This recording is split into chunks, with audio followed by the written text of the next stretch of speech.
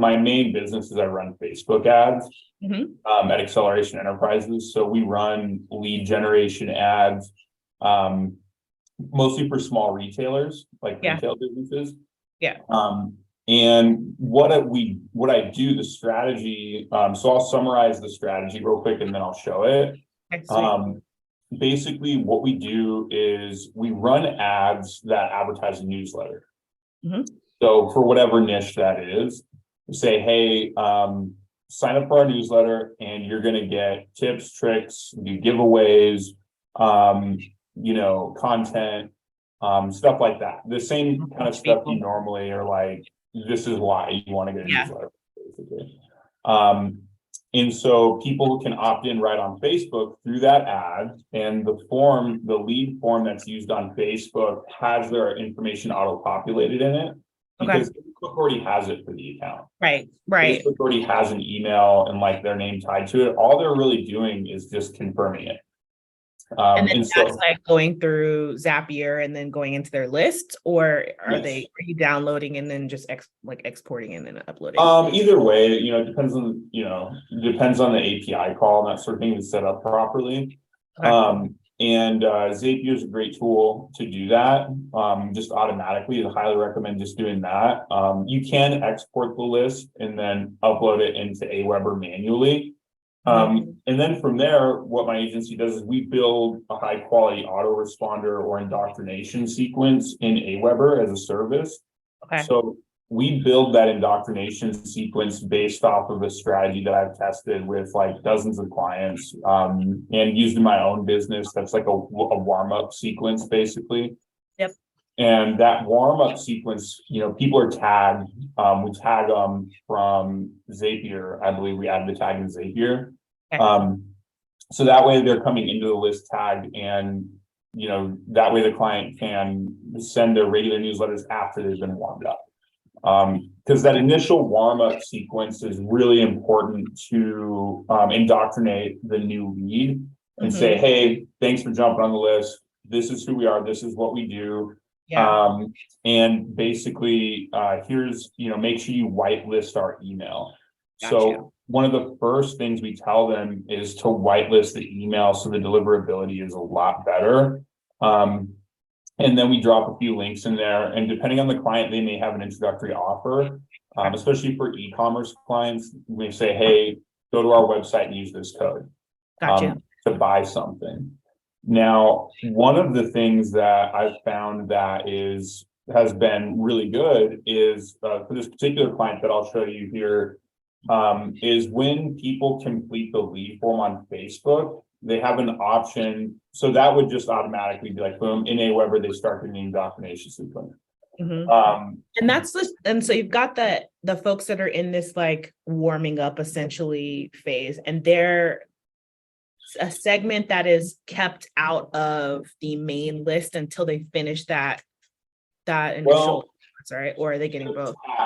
They're tagged so that you can keep them out. I believe in Aweber there's a way to keep them out if they're in that sequence, so they're not getting regular newsletters. Yep.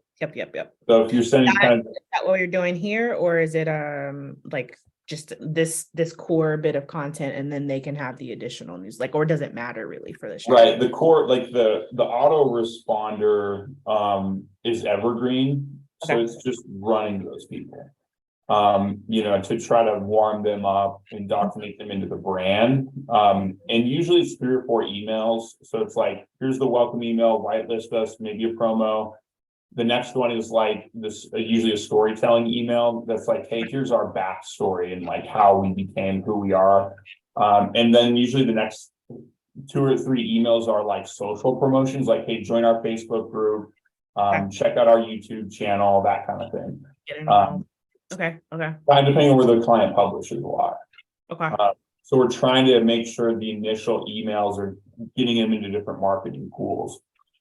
But the really cool thing for e-commerce people or retailers that have e-commerce capability is at the end of that lead form on Facebook, when they fill out, where they confirm their information and then agree to the terms and conditions, and it's really important. There's a whole back end that I'll talk about too, as far as making sure people are ad compliant. Like compliance with Facebook is huge. And that's another thing my agency does is we make sure, especially with lead generation, like Facebook really has gotten strict on that, because you're basically pulling data right out of Facebook. So the website for the client needs to be verified and compliant for Facebook terms. So there needs to be terms and conditions page, privacy policy page, and blog posts, actually, like several blog posts, that are in the like context of the industry of that client, because Facebook will crawl their site. If none of that's set up, so when people if people go to attempt this strategy and they're just running the ad right from their personal Facebook account, they haven't done compliance, it's very likely that their account will get restricted. It's very likely that their account can get shut down from running ads.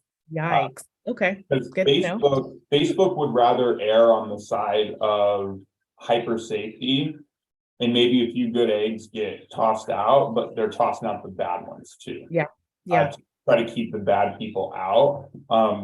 That's similar to what we do for compliance for using our platform. So it makes complete sense, because that's valuable information that they're sharing. Yeah, they'll crawl the site, so domain verification is really important.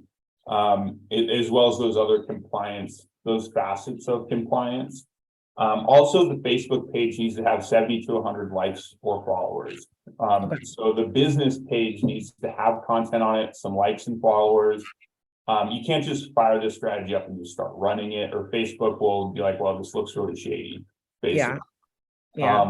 So the really cool thing though, for e-commerce people and retail e-commerce people, once they get this running, when they submit the lead, when the prospect submits the lead, there's a button at the very end that's like, hey, you can put a custom message there.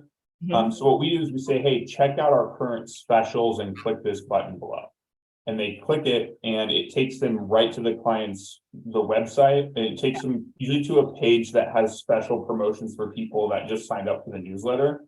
And people buy those a lot of times, especially because they've opted into something where they're getting content. We're not advertising the product on the front. Gotcha.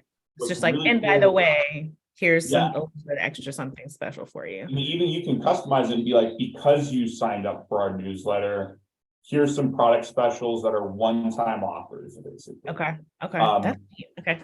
Yeah. And so the cool thing is, I'll show you this with this client, but they're converting sales off of this campaign to the tune of anywhere from 3 to 7 times ROAS. Now, this is for a specific industry. It's a client that has really good brand awareness. They produce content, so results vary, obviously. But the idea with this strategy is it's a funnel, it's an email funnel with a one-time offer, an OTO at the end. So that way it's actually monetizing this acquisition. We're monetizing it. So not only are we building a list, we're list building, but we're selling product, basically. Okay. And when would you, so let's say, because we have like a ton of, I know we're getting into the time here, but we have a ton of Etsy sellers, like mom and pop shops on Aweber. And I'm thinking like, these folks are probably already creating content. I don't know that it would live on a blog somewhere, but I'm curious if someone used the Aweber landing page as their like repository for information, would that count as well?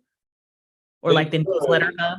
Like using an Aweber landing page as a website, like, or would it need to match the? It's better if they actually have a website, like a Shopify or something like that, because you want to be able to put domain verification code in a global header.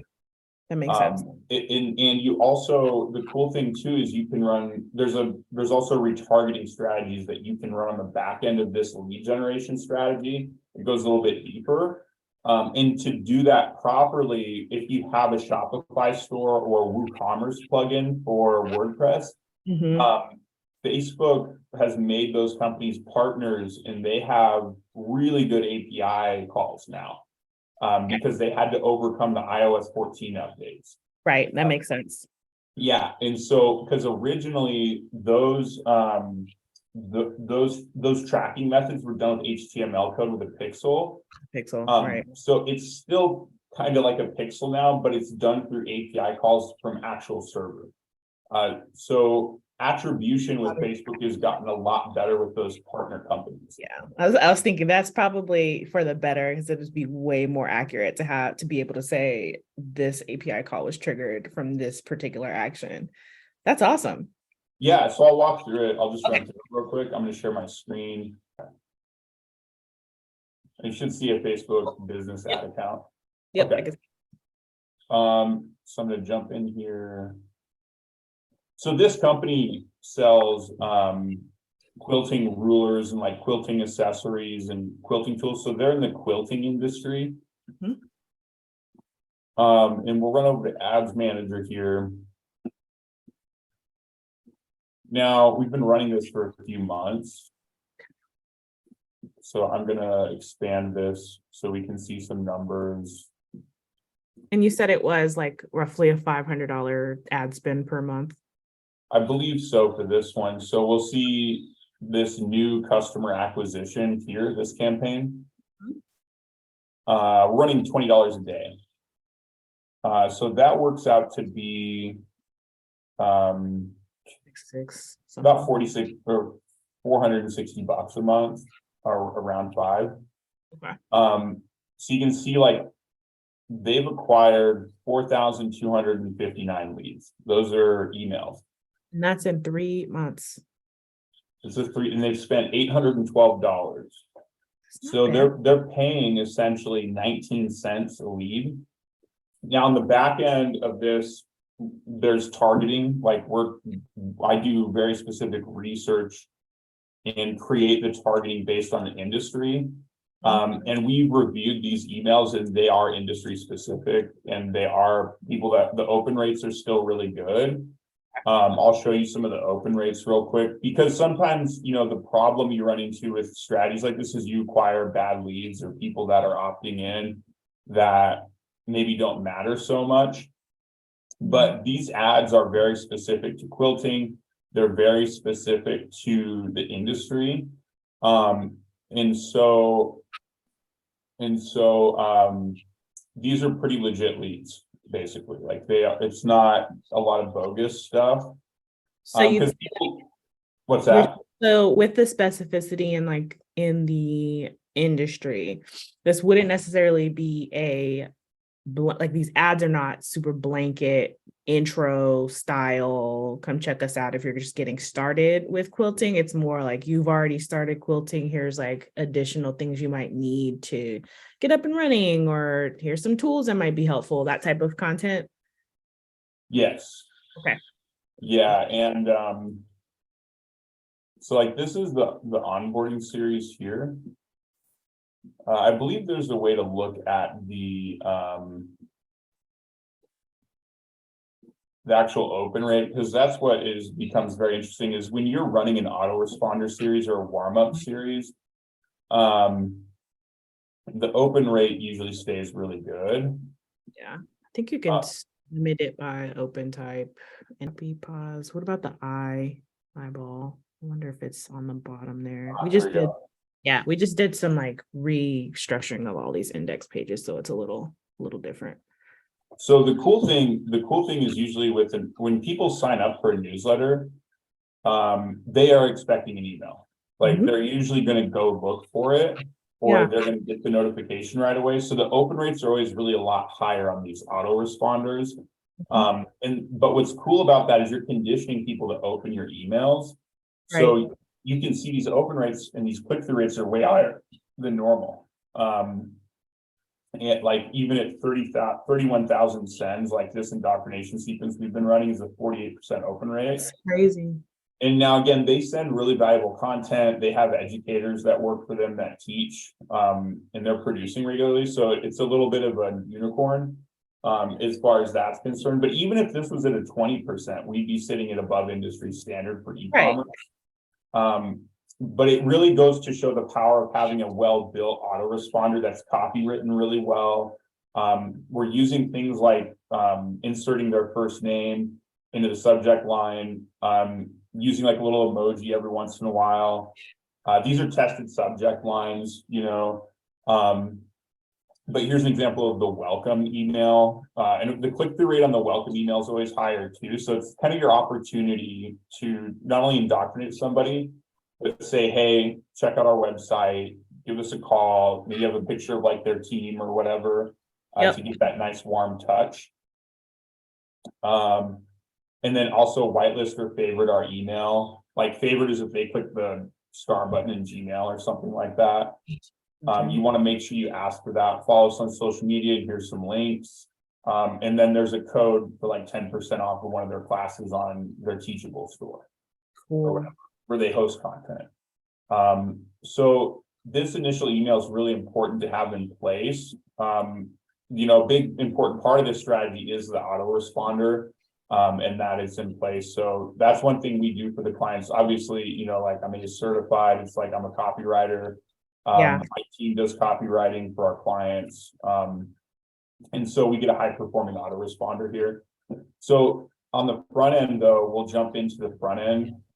We can see some of these numbers here where we're acquiring leads. And the reason why I want to show the open rate is to show you the quality of the leads coming in. Yeah. And then question before you go on, with sure. the what was I going to say? With the sequence that you're setting up, are they always that long? Like, I mean, how many messages are you using to indoctrinate before you consider them like warmed up? It really depends on the industry and the client. Like this client's a longer one. Some of these emails are longer form. Some of them are very short. Like the one where we're promoting their YouTube channel. I don't think there's even any scroll. It's just like, hey, did you know we had a YouTube channel with free classes? Just click subscribe. And I'm noticing it looks like the time between each message is super short at first and then expands into a week. And I guess that's going from just getting communication starting to the pacing that they usually use for their newsletters. I'm assuming they send weekly. That's exactly right. Look at that. Smart sometimes. Because, you know, it's valuable. The thing about frequency is that it really depends on the content. Yeah. You know, there's a lot of theories about frequency and stuff, and frequency is tied to interest in content.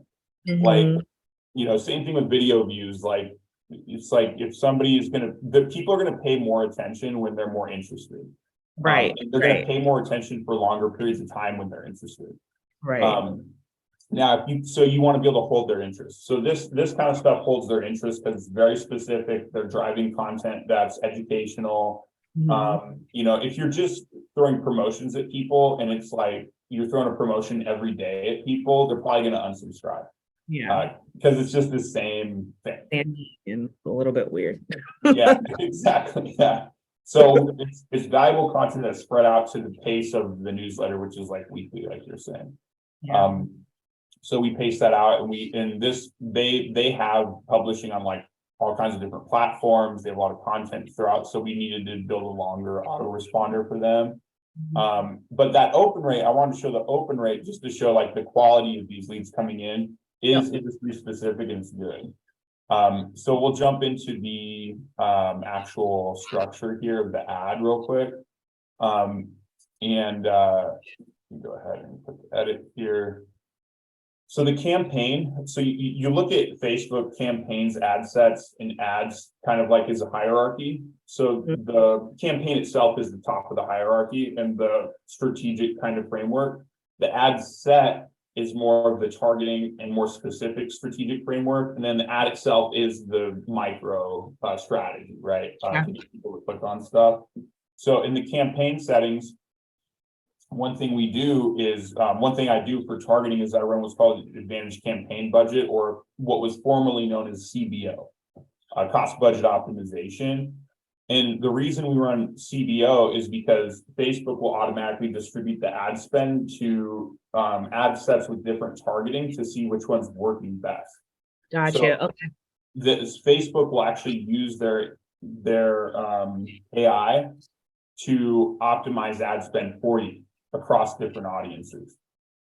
So we use CBO when we're using multiple audiences that we are like pretty sure are going to work really well.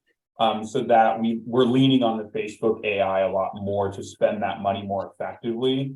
So this particular industry is quilting. So you have to accept their terms and conditions for lead generation. We did that. Dynamic creative is on, and I'll show you why in the ad section. Again, we're leaning on Facebook AI to dynamically show different creatives and copy to people to figure out which one gets more traction. And then Facebook will serve those creatives. So you're actually you don't even actually have to make your own ads if you don't want to anymore. Is that what you're saying? You still have to provide copy and creatives. And so it's good to provide stuff that's tested, or stuff that works well. But now you can provide like 10 different types of images and video creative. Oh, I see what you're saying. Okay. 5 different types of primary text, 5 headlines, and 5 descriptions. And Facebook's artificial intelligence figures out what combination of those things works best for these audiences. That's pretty cool. Their artificial intelligence is really advanced at this point. So the more you can lean on that, like using cost budget optimization, dynamic creatives, and then I'll show you lookalike audience as well. Those things all lean on Facebook's AI, and it works really well. It works phenomenally well. And so we can see here, we started this in November 30th. So this list here is just a very simple interest. I highly recommend when you're targeting interest groups to just do one. You don't want to combine like 5 different interest groups. Because then it's really hard to attribute when you look at the ad set to optimize later and figure out kind of which one was hitting better, especially when you're using cost budget optimization or the advantage campaign thing. You just create different ad set for each interest that you're testing. And then once you run it for a few weeks, you can go back and look at it and you can see which one was getting more traction. So I highly recommend really actually like focusing on one interest group. We're doing women age 35 to 65 plus who are interested in quilting. Okay, so pretty straightforward. And then we're excluding their email list. So you do a list exclusion for the email list here to make sure we're not acquiring the same people. Over and over again. Gotcha. Okay. Exactly. And usually I leave advantage placements on because we're doing dynamic creative with all these different things. Facebook will then serve similar ads in Instagram. And so advantage placements when you're using dynamic creatives is a good option. Oops, I dumped out of it accidentally. Okay. So that's the first ad set. The other ad set, we're using a lookalike audience. Now there's actually multiple ways to create a lookalike audience. The best way to create a lookalike audience is to bring out a list of everybody that's bought something, that's actually made a purchase on the website for e-commerce. And you create what's called a value added lookalike list. And so, because normally if you just use an email list, like let's say you just pulled your email list out of Aweber, right? Facebook doesn't really know how much money those people have spent with the business. Do you think it would make sense? Let's say someone hasn't purchased anything or doesn't have that tracked easily. Do you think it would also make sense then to pull out like the most engaged people on the list, since there's that's another way to do list attribution or to do value added, like the number of engagement there. If they have a score, maybe like an engagement score. Gotcha. What Facebook is looking for in value added lists is some sort of metric. And the higher the metric, the more they're going to value it. So like dollars spent in lifetime is a really good metric for a value added lookalike list.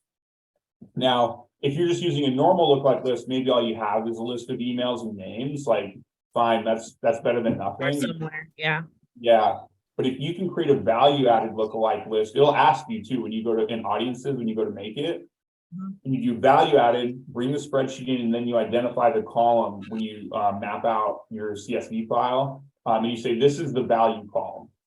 And then it'll pull those values in. So, because then it knows, hey, I'm not only gonna, because Facebook keeps like 5,000 data points per user. Right. So it'll go out and say, okay, here's like the people that are like these people in the list. And here are the ones more likely to like spend more money, maybe, so if you did engagement, that's a similar indicator, Gotcha. Okay. but Facebook's gonna optimize towards that number. So you might just be grabbing people that are more engaged. So if you want purchases, dollars spent are a little bit better. Okay, that makes For sense. value added. So we've got some wiggle room and for different folks. So folks that maybe are just getting started versus folks that have some stuff figured out and data a little bit more dialed in. You can pinpoint the results a little bit better. The more data, the better too. So if they have shipping addresses in there, because Facebook will map their address, their zip code, all that stuff. So the more data points you're plugging into your lookalike audience with Facebook, the better job the AI is going to do, basically. I feel like I haven't used this in so long, and I swear it was just like last year in the fall. This is so much more different than. Yeah, the main thing with Facebook advertising nowadays is you want to lean on you want to be compliant first and foremost. Like make sure, read the articles on compliance, be up to date on it. Because, then once you can run a strategy like this and really lean on their artificial intelligence, running campaigns like this, they're way more effective. Gotcha. Just leaning on that stuff. So here at the ad level, we'll go down to the micro level. And I actually run the same. This is the same as the ad level for this other audience. I run the same one on both of them. So when I go back to look at the targeting to see which one was doing really well, I don't have like a lot of variable in there. Gotcha. It's not like a ton of variable in the creative. And in this one, what we found with this particular client, and this is different for industries and clients, is that static image creatives seem to work really well for this industry. So a lot of these ads are just a static image, and some of them might be call to action, like this one's like get quilting tips, tricks, that sort of thing. And it's just, as a marketer, like you just want to test, you can test 10 of these things using the AI, using dynamic creative that we set up. So you want to maximize that. And really see what Facebook's gonna find. And the client loves it because when we send a KPI report, we're saying, hey, well, with this combination of 10 creatives, and then this combination of 4 different primary texts, and then this combination of 1, 2, 3, 4, 5 different headlines, we're essentially running like 100 ads or something. Right. So when the report comes out, like when we do the detailed report for the client, we're like, hey, we ran, this many ads for you last month. And they're just like, wow, that's a lot, because we're really doing a lot of different strategies there. And then you can also do these different calls to actions like sign up or subscribe. And Facebook will figure out which button kind of works better, like for them, like if they like the sign up or they like the subscribe one. This is the form that people see. So if they see the ad and then they click on it, and then see, we've also pixeled their website here. So we've assigned a pixel for attribution. And this particular client has a WordPress site with a WooCommerce integration. Some people have Shopify, and it's kind of the same thing for attribution. But so this is integrated so we can track the sales and everything. Yeah. And here we can see this creative. So this is the form. So there's four form slides. So they click on the ad to sign up, and it's like, hey, get updates for sewing and quilting classes, plus free tips and tricks, special quilting offers on new sewing products. Cool. So the thing about signing up for a newsletter that we've found is we want to make sure that the client knows what they're going to get. Like we're not leaving anything out, really. We're saying, hey, we are going to send you some promotions in here. In addition to some good content, there will be some product promotions, just so you know. And then in the next one, they're just going to confirm their first name and email. That's all we want. All we want is their first name and email. We need the first name for the auto-generated names in Aweber. So we can address them by their first name in the copy. And then their email, obviously, to send it out. And we just keep it really simple. So they don't have to enter anything else in or read anything else. Facebook already has this. They just click next, right? Then they have to agree to the privacy policy, which you have to have a page with a privacy policy that entails most of the stuff that Facebook requires. Yeah. And then when you build this form, they ask for it here, where it says view SoStage's privacy policy. We put a link in there for that to the client's privacy policy page. So super important.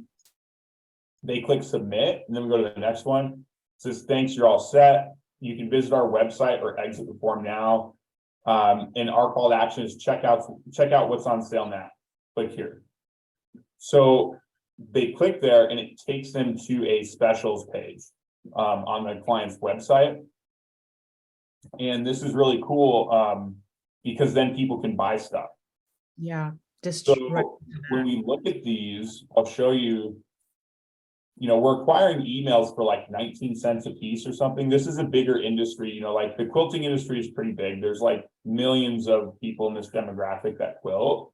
So we could probably just acquire emails, in this way we got like 4,000 some emails or something here.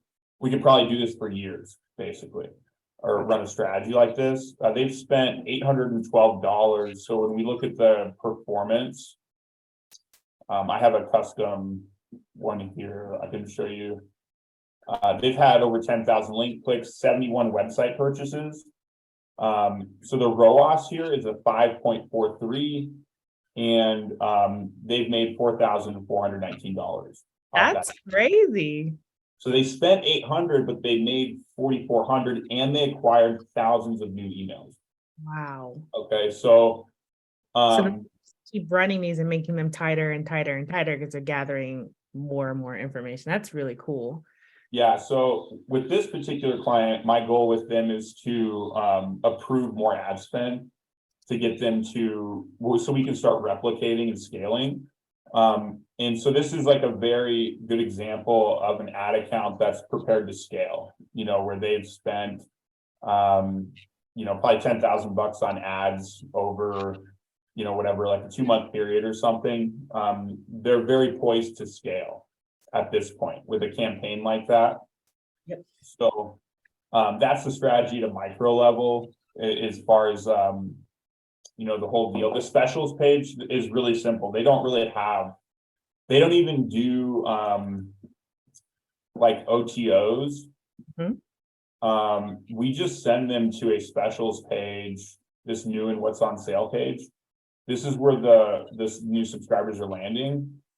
And it's just like, some merchandise. And they do have merchandise in the range of like, anywhere from $20 all the way up to like 120. Yeah. So it's good to have a mix especially if your demographic likes to shop, like they like to look at a lot of different stuff.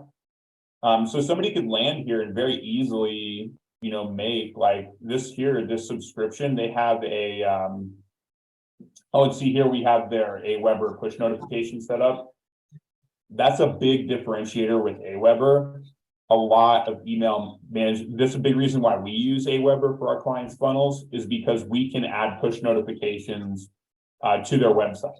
Yeah. I don't think you can do that with a lot of other email providers. I'm not going to name them because I don't want to scroll through them, but like the ability for this to pop up and then a potential lead to just click allow. Now they can just get push notifications. We can just push message. So when they do a Facebook live feed, you can just push it out. And so they've acquired like thousands of push notifications. Like we go to web push here, and we look at this, and they've got 6,000 website subscribers. Just from the web. And it's got like a 17% delivery rate, some click through, which is really good. I mean, that's just like a bonus, basically, way that we can push notifications to them. It's just a quick link usually. Yeah. So that pops up, you can do allow or like maybe later, like whatever. But basically there's a good mix of product here. Their high-end product here is a $500 to $600 product, where people can subscribe. It's like an annual thing. They pay that amount up front, and then they get like 12 months of like whatever. But I would tell you that this kind of specials page is not complex. They're not doing like a special offer. It's just like, hey, this is on sale right now. And You it's know? not specific to people signing up either. It's just a page on their website. So it's not any extra work for them to do. That's great. Yeah, I mean, you could really dial this in a little bit more, in my opinion, to make it a little bit simpler and like increase sales but it's working great for them. So it's like, just leave it. And so, yeah, so that's the strategy, like as a step-by-step. We use API call with Zapier. And then this is something that we set up for e-commerce clients specifically. Yep. So that we're doing customer acquisition in their email marketing. They're making tens of thousands of dollars a month on their email marketing. Because we did install the tool from Aweber to track sales, to attribute sales from email marketing. So like between their email marketing and their advertising and their content, they're running like 6 figures out of their website on a monthly basis. Wow, that's crazy. That's really nice. I like how, and then the fact that it all just kind of completes this one circle, like it's a very closed loop, and that you could just keep on running over and over and over again. Couple questions for you. If someone like says, let's say we're running these ads, you start to see like a decline, how often do you refresh those ads? And then do you have any examples of folks that are like on the earlier side? I guess folks won't probably be coming to an agency if they're just getting started, but what are some what could you expect if you're someone that is just getting started with this type of thing? I think you touched on what's important to keep in that cycle and in the ad ecosystem, but what can you do just to get started if you've never done this before? So, I mean, the first question regarding what was the first question again? I'm sorry. The refresh. How often should you refresh so your? That's something we usually about every 2 weeks, because there needs to be a certain level of ad spend. Usually around $200, $300 to $400. Okay. Because you need actual data to drive those decisions in a good time period for the algorithms to work. So like, because we're leaning on Facebook AI a lot here. So it does need to process and it needs to run. Usually there's at least a 2 or 3 day learning period in some cases. Sometimes learning period, it lasts for like an hour. Depending on Facebook just starts running. And nothing can be touched on those campaigns. Like once you start running it, because of all of those things that Facebook's doing, you can't change anything. Unless if you need to make a change or something, you actually need to build a whole new campaign. Because it can really mess with the AI and you'll just bomb the campaign a lot of times. Okay. So once a campaign is running, it needs to run, like it needs to do its thing and be usually at least the minimum really is like 2 weeks of like $200 to $300 in ad spend. In a lot of times, we recommend even more than that, depending on the client. That's $200 a week, or 200 to 300 in like a 2 week period. Okay. Like we're looking at like $10 to $20 a day for good testing. Okay. And then like if the campaign is producing, it depends on the client goals too, because in some cases, some clients are cool with breaking even and acquiring emails. It's like, or sometimes they just want to acquire emails and they're down, like they're like, hey, maybe we're not converting sales on the back end of that. They need to work on their sales page, or for whatever reason, the form isn't like a good call to action and people just aren't getting there to convert. If we're still acquiring emails, at 20 to 50 cents or even $1 an email in some cases, and the client's like, hey, I'll pay $100 for 100 emails in this industry or demographic, then great, then we're in good shape, But if for some reason those emails are really expensive and it's like, $5 to $10 an email or something, and it's like, okay, this is something needs to be reworked. Like we need to go back and look at this, and we stop the campaign and rebuild it. To try to fit the client needs. And it really depends on the industry and the client, because the value of those emails really varies. Because we don't know. That's why when we onboard, so like to the next part of your question, like what to expect, like we do free ad reviews or ad account reviews with clients. And basically what I'm doing is I'm seeing if they're qualified to even run ads right away. because I need to see kind of what their lifetime value is of a customer. I'm gonna ask a question like, hey, what's your gross operating margin? Like, what's a good margin for you? And because you're gonna pay for advertising here. And so, and then let's look at the website, look at the technical side of it. Like, what's the state of the account quality right now in the ad account is usually where I start. And there's a whole section in the business settings for ad account quality that you can click on. And Facebook will usually just give you a list of things or whatever. And it's just like, hey, these ads got rejected or the account's been restricted or like whatever. And some of that stuff we can troubleshoot for clients depending on how bad it is. I'm actually a certified digital marketing agency with Facebook. And so they actually treat our account differently. Like as an agency, when we're added to an account and I go to work with Facebook, I have more options with Facebook to communicate with them, and I can actually get on like phone calls with them and stuff. And some people, they don't even talk to you. And a lot of times, like they won't even talk to you unless you're like spending a certain amount of money or whatever. So that would absolutely be ridiculous if they had to support people as many of people. You're talking to like hundreds of millions. No way. It's impossible. They have to filter it out. There has to be a process. So because I went through the process of getting certified at that level, like it's a little bit different. We'll troubleshoot the account if it needs it. If the account's totally, we just brought on a client that was like an e-commerce client. They're based out of Germany, and they tried to set up like 3 different ad accounts. They all got restricted. Their ads were getting banned. And they thought it was because they were in Germany, but that's definitely not the case. Upon inspecting the account, they just didn't set anything up the right way.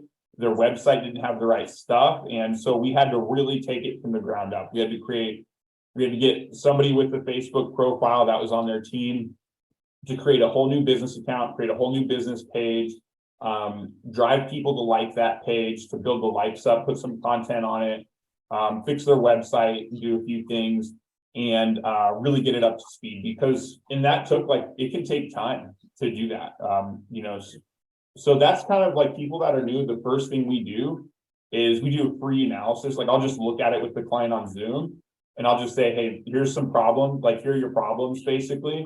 And again, I have no problem showing everybody like what we do on the ad side, like I just showed you, or getting on a call with somebody being like, hey, this is what's up with your account.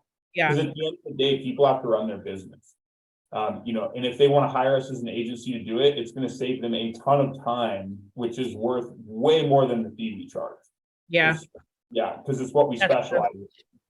So I usually just show them. And then we roll through those changes. Then once we're good to go, we start launching the ads and start trying to scale up their account and scale up that ROAS and scale it up so we can really make Facebook advertising a cornerstone of their business. Okay. And then what would you consider an acceptable CPA for someone that is starting out versus this seems like just very dialed in, and they've been working, they have content creators, they've got everything going. There's a solopreneur that is got some stuff moving, but they don't have that well-oiled machine that this sewing account has. What could they expect from a CPA going into ad marketing? It really depends on the industry. And obviously it will depend on the client and their presence, like their Facebook presence, like you're saying, like that client has a great presence. They have 30,000 Facebook page followers.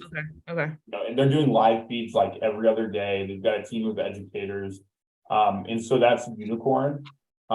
People that are just getting started out, maybe they can only publish a certain amount. Maybe they only have 1,000 Facebook page followers, something like that. That doesn't necessarily totally play into the cost per acquisition. It definitely helps, and it does matter as far as brand recognition in the industry that they're in. But even without brand recognition, you can run those kinds of ads and just say, hey, we're going to supply you with content that's meaningful in this context. Sometimes people are just going to sign up. Even if they see that you're new, they might sign up and be like, oh, this is cool. It's a new person producing new education or new content, and I kind of want to see what they're all about. This is okay. You kind of get a shot at new people that way, but it really depends on the industry, because for that industry, those are enthusiasts. Those are people that are like really into what they do and they consume a lot of content. Yeah. You know, so like for B2B stuff, it's probably going to be way higher, you know, for like trying to acquire B2B people, because they might not be as engaged or something Right. like that. So it does depend on the industry, you know, like, and it depends on what the client wants to do. They might want to acquire emails for like $2 a piece, you know, or they might, you know, understand that they're going to pay $1, a couple dollars for an email. But then in some cases, like for bigger industries or more broad, when it's more broad, that's when it's a lot lower cost, like where you're seeing there where it's like 20 cents or 50 cents an email, or you're spending pocket change basically per email to acquire a customer. Gotcha, because you're The not. main thing I would say on that though, for the client or the prospective client is like, understand your lifetime value. Understand when you do get somebody on your list, and this is just good email marketing practice, is like, what are each of your engaged subscribers worth to you? So like people that actually open your emails and buy stuff, what are those worth to you? And that's why it's good to install that tool that Aweber provides that shows you the revenue from emails, because you can literally look at that, look at the open rates, and then you can basically get a rough idea. Right? Like it's not going to be a perfect number, but you're going to say, you know, people that open our emails on average are worth X amount of dollars per person. And so then when you look at the acquisition cost of that, it really justifies it a lot more. Yeah, that makes sense. Awesome. This is really great. I have a lot to digest. This is so good. Nice. No. Awesome. I hope it was helpful. No, this was very, very helpful. It's nice to get the context and see, because I don't think we've done a ton of marketing that shows people, okay, you've got all this set up, then what? Like, how do you then start growing? And this is really important, I think, not only for our business, but for their businesses. Like, what's the next step in email marketing? We know that's important. So how do I actually use it to the best of its ability? So this is awesome. 100%.